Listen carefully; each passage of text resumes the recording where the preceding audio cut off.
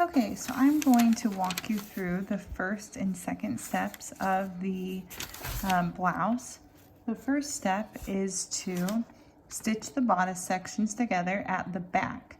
So we're leaving an opening at the top, and that's where your keyhole back is going to be. So in the picture, they show piece one, the back, and they show it being sewn from a circle down. So based on your size, you're going to mark the circle. And so I'm making a size 2. This is a slightly different pattern since it's for my daughter. And then you simply, after you put a pin through the dot, you open it up and you make a dot where the pin comes through to mark your spot. So then you can take off the tissue paper. So I pinned from the large dot down, and now I'm ready to sew. So you can start at either end, just make sure you go to the large dot. I'm going to sew at 5/8 inch. So lower my needle.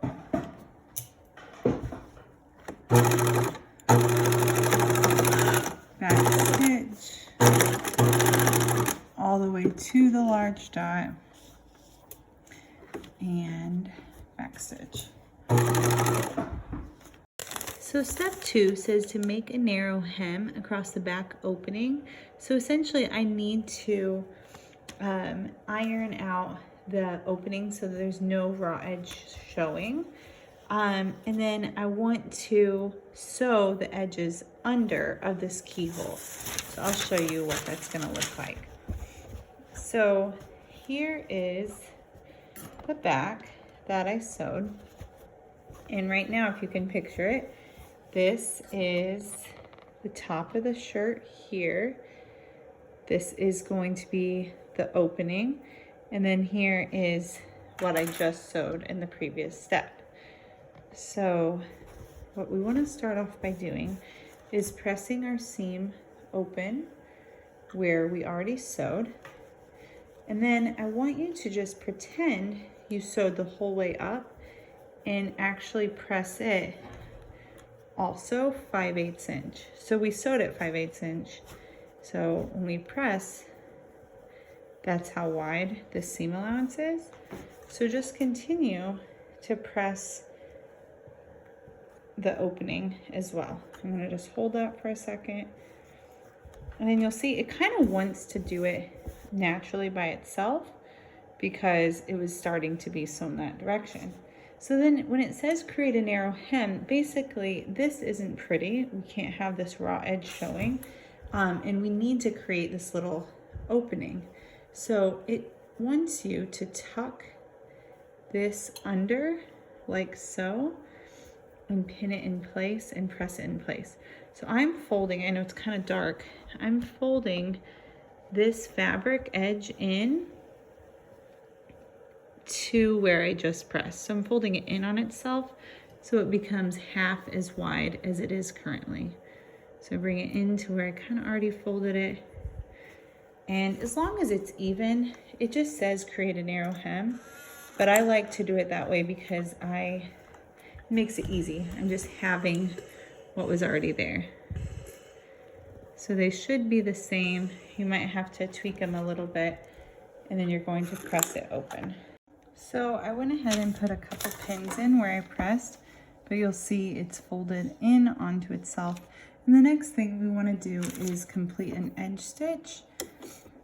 And we're going to go down along here, pivot, and then go back up, creating that keyhole opening. So let's see, I'm going to start here.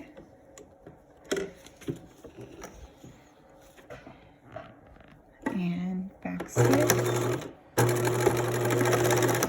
Keeping one toe off the edge, doing an edge stitch.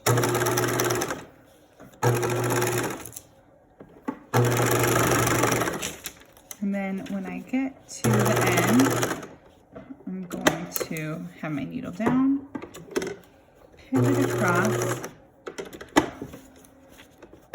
and edge stitch back up. And back stitch.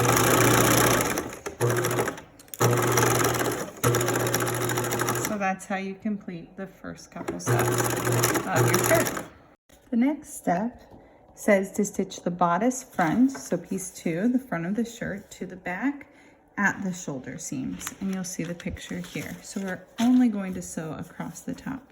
So I make sure my right sides are together, so the nice sewn edge here is the right side, and I pin together the shoulders, making sure to pin them perfectly even in the corners first, and then the middle. I'm going to do that on both sides, and then I'm going to sew at 5/8 inch.